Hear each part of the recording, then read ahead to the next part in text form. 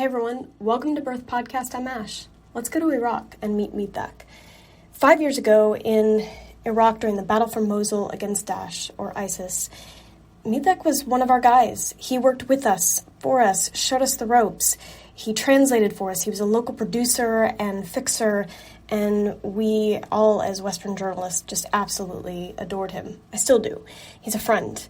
And so I checked in with him, and I wanted to see how he's doing because he's really built himself up as his own journalist inside of Iraq. I will put all of the links to find him in the description box, and if you are an NGO or a journalist, I highly encourage finding him and hiring him. He's amazing. But I want to just take you into our conversation as we sort of reminisce what happened, where he is now, how he feels, what he goes through. This is the important stuff. So let's dive in. It took the country to an entire different direction that is determining what the country is look like right now and what it's going to look like for the next maybe decade or more. I cannot recall something that significant happened in the country beside 2003 invasion and ISIS. After 2003, of course, like in 2004, 6, 7, you had insurgencies or like resistance, what different people in the country will call them. But it wasn't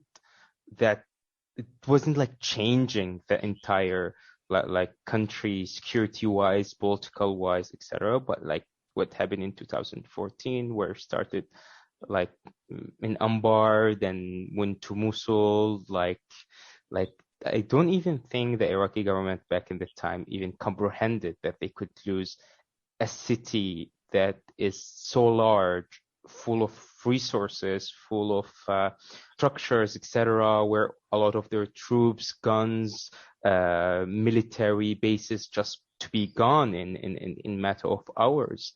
So like Mosul just get lost in matter of hours, and then you see all these generals are leaving the city, abandoning their post, abandoning their troops, their uniforms, and then you get the prime minister back in the time, Noor al-Maliki, to say that the city will be retaken in matter of 24 hours, but it took years after.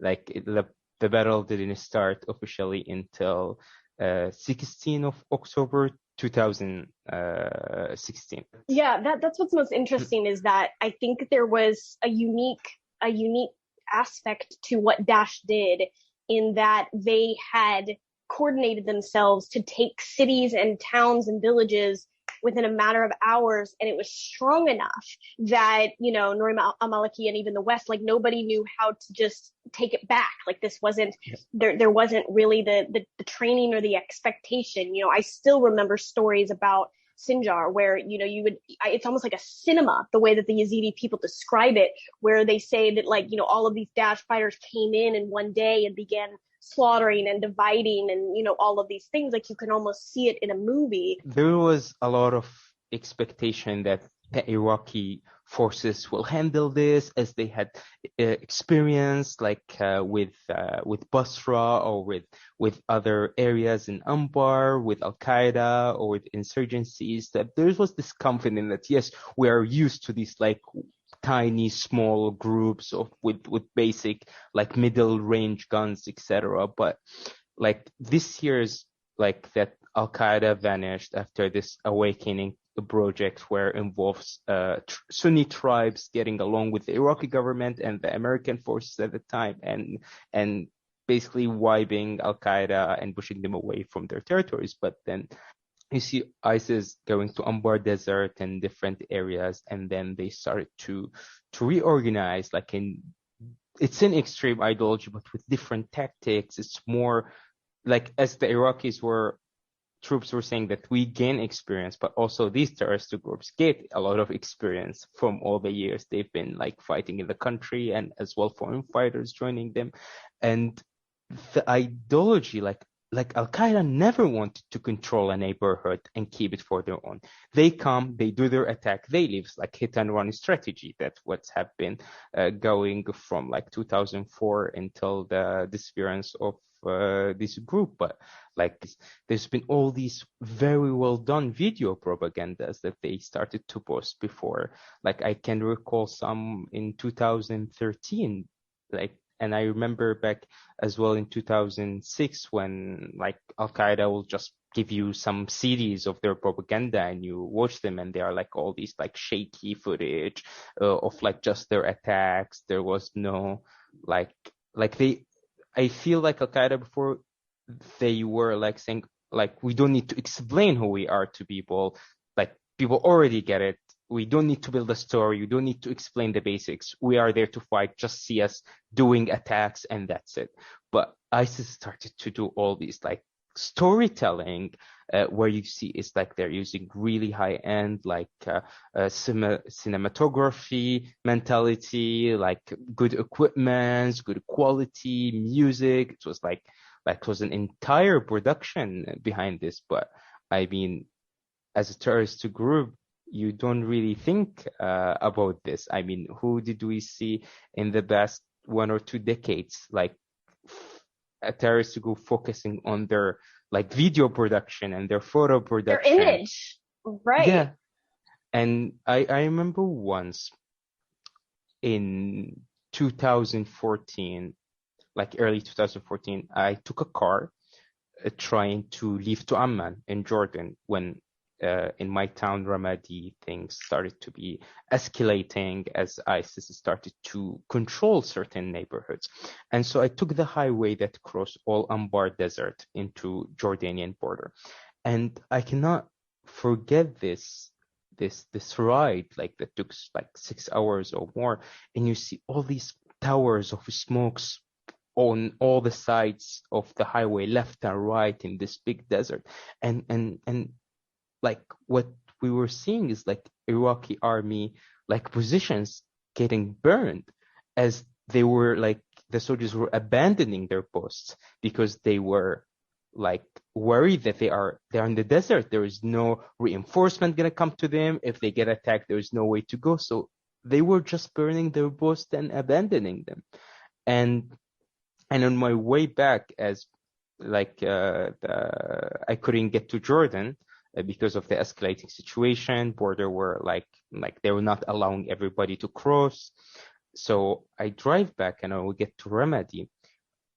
In one of the checkpoints right up to the city, they were asking us if we seen any ISIS or if we seen anybody is coming. And I could see the face of the soldier, the stress in his face, that for all this 1 or 2 years of propaganda and stories about ISIS were getting really into the head of the soldiers and to the people in the Iraqi forces. And I think like the psychological aspect of this image that ISIS built with their production and their brutal videos have played like a big role into the losses and into the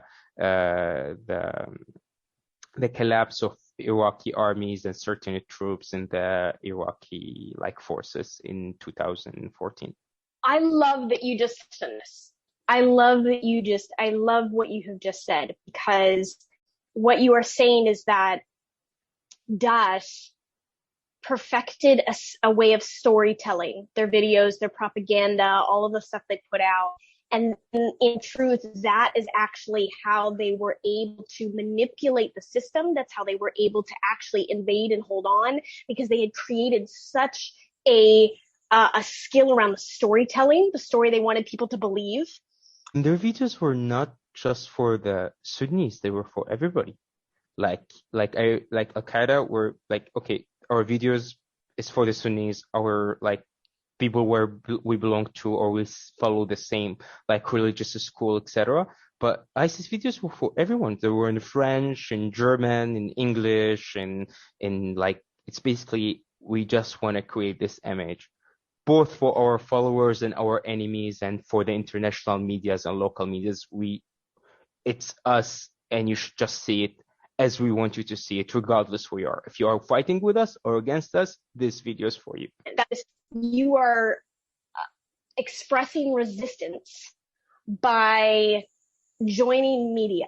Like, you joined a bunch of us. You were probably already doing some of it before, but like you were doing it even before we got there. But just being able to be of a generation of like using your phone and translating and being a part of all of us journalists and jumping in and telling stories. And of course, now you're doing a lot even more on your own, and you've built yourself up really well. But it's almost like your act of resistance has become to shoot with a camera, with the truth, with information that's actually going to hopefully help communities combat what has been brainwashed in them previously. I mean, really, I remember like I left Ramadi in December 2014, as like after me and my family have changed houses like 7-8 times, running from a neighborhood to another, and we could see that our belongings were getting less and less and less until I ended up with one backpack, because in each place you have to leave and run, you abandon the stuff you need to carry, you need to leave. And then like we got to Erbil, my family came after a few months, I come here, and like you see this thing is happening, and you can, like, there was this urge to be part of what's happening in the country, to be more of a part where I ethically can agree with. I would not agree to carry arms, as like there is people who would find this is the suitable things for them to carry arms and join the fight, but I thought there's already so many people are doing this. And first, I'm like, I think as people can see, like carrying guns and fighting directly ISIS, there's as important things and as like significant thing can be carried differently. And when I started to work in media, I just really wanted just to be part of what's happening in the country in a way or another. And I learned something that I never thought that I needed to learn, is that I didn't know anything about my country, even though there was this thing that, okay, I'm born here, I'm raised here, I'm from here, I don't need to learn. I already know everything. But honestly, I didn't know anything after. I didn't know how these like conflicts between like communities, geopolitics, how certain people sees the government in certain ways, how like certain military groups were getting born, like BMF and other militias, etc. And like at this point, I thought being an observer and telling things as they are, as much as possible, is the thing I want to do. Yes, I have my opinions. Yes, I have my own critical thinking with my own ideology, but this, I don't want to bring it to my work. I can't bring it to my friends. I bring it at the dinner table, but it shouldn't be with my work. And I remember this one day where I was in Mosul. We were going to one of the front lines. It was like summer, everybody's sweating, it's hot. And then I was with bunch of Iraqi journalists working for local TV channels, and we all were on a Humvee having our cameras, and then we passed by an Iraqi army tank that was destroyed by ISIS, and everybody turned off their cameras. And I don't know, I turned off my camera too, because everybody turned. I just like psychologically, I just saw everybody doing something. I said, okay, I will do the same. And then after, some of them just said, I don't want to show my army losing. And then after like this reference, this story, it keeps giving me like a sort of a guideline to myself. It's not my job. It's not my job to decide what part of the war or the story I want to show or not, like regarding to my personal beliefs. Like, yes, you're an Iraqi, you can be proud of it, but it cannot be mixed up with your journalistic work. You cannot like mix this personal beliefs with your work. And this is what I find very hard in Iraqi media to go on the field, especially at a time of war, and then abandon where you come from, the struggle you or your family went through directly or indirectly by ISIS, and just try to show things exactly what they are. It's one of the things that we as Iraqi journalists would struggle with. You chose to step in as a journalist and a storyteller, understanding that you also needed to learn about your country, to learn about essentially yourself. And what's interesting is you come from obviously an ancient history of great storytelling, right? Like, to me, so many of the human stories begin in what we now call Iraq and Iran. And I think it's really important that we point out that personal desire to approach this whole space differently, that expands your knowledge, but that also expands your participation. Instead of picking up a gun, instead of picking up a weapon, and you chose a different weapon. The hardest challenge I see for myself is how you truly put yourself in other people's shoes, regardless who they are. Like I always thought about, like, I'm gonna meet somebody who is charged or accused of terrorism, murder, and I'm in a position where I'm gonna interview this person.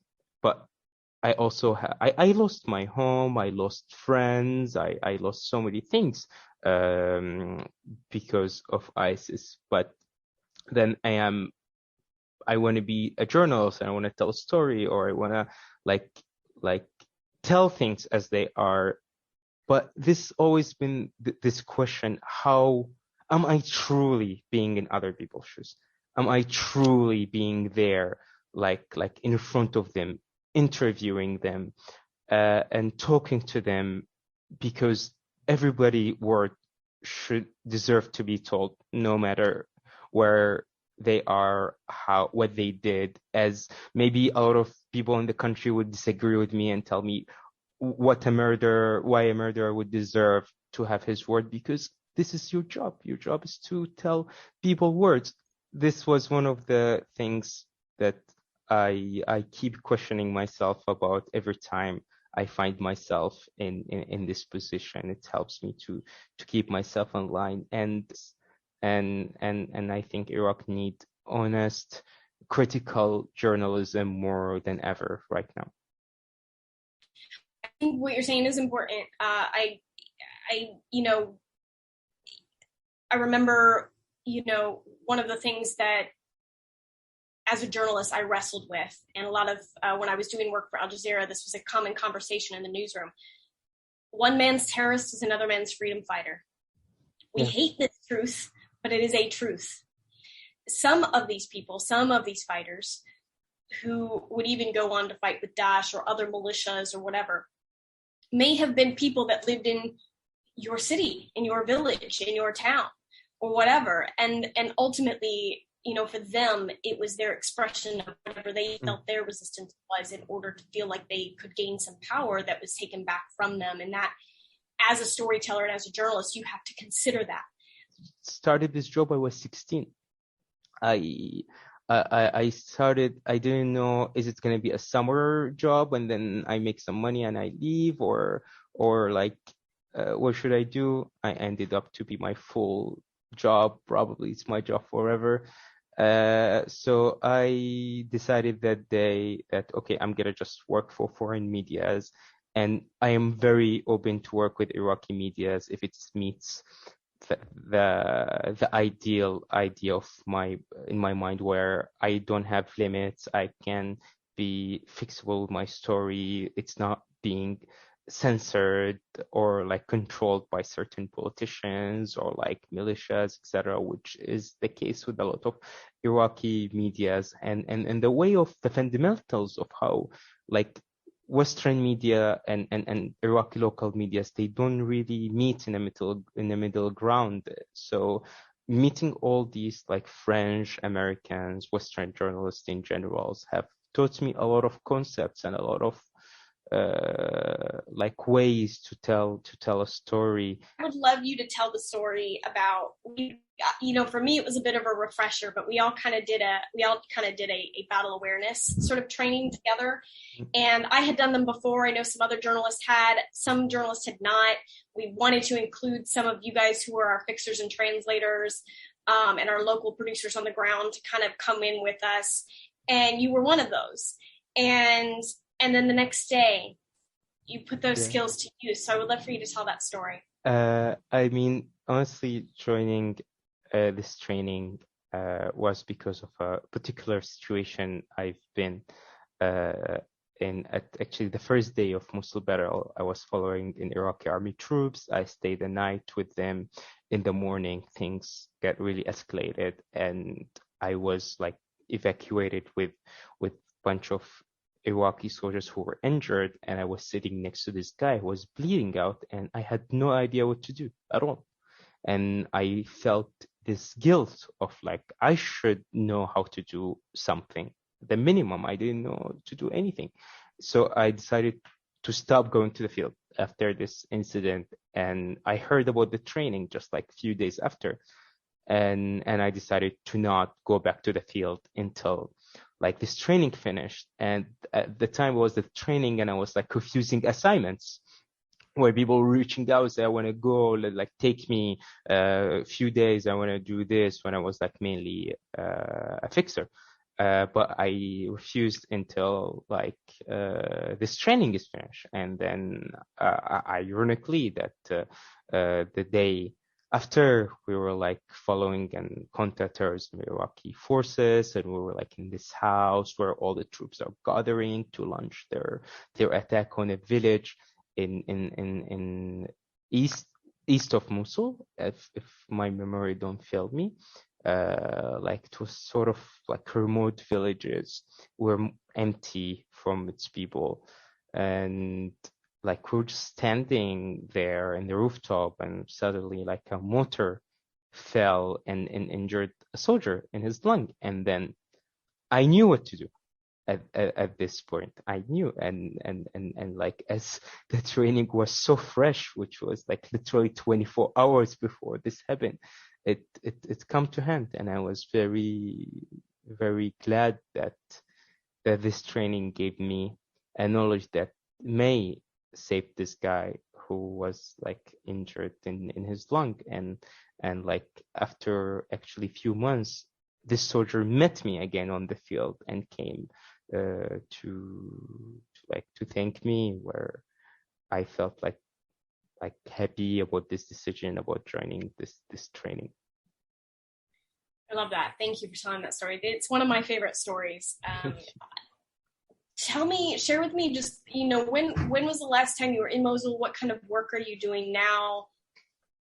I mean, honestly, after the war, because all for me at this point, journalism is covering a conflict and being in a front line, as I didn't know what the other aspect of journalism can be. And like psychologically, I got very, very frustrated from all the like militarizing scene and the war. And of course, the people who live there have the biggest share of it, but also covering it, hearing all these stories that actually stays with you forever. And I just like, at one point after the battle stopped, I just didn't work for almost a year. I didn't know really what to do. I was just thinking about so many like people I met in Mosul who were in my age, and it could be me. Like there's nothing would stop what happened to them to become to me. I'm in the same country, I'm living in the same circumstances as they do. They were just unfortunate to be stuck there, but I managed to run away from Ramadi at this time, and I just wanted to tell stories that actually related to me, related to my life. I wanted to tell stuff about the Iraqi youth, and especially in Mosul. So I kept going back to Mosul, I've been there like 2 months ago recently, as I am more focused on other parts in Iraq now, like Mosul, Baghdad, and Ramadi. I try to bring stories from there, and like I'm very like proud of what young people in Mosul are doing after the war. Like they are such a like really brilliant, smart, hardworking people. Like now you go to Mosul, yes, the scenes of the war still like present there, especially in the old part of the city.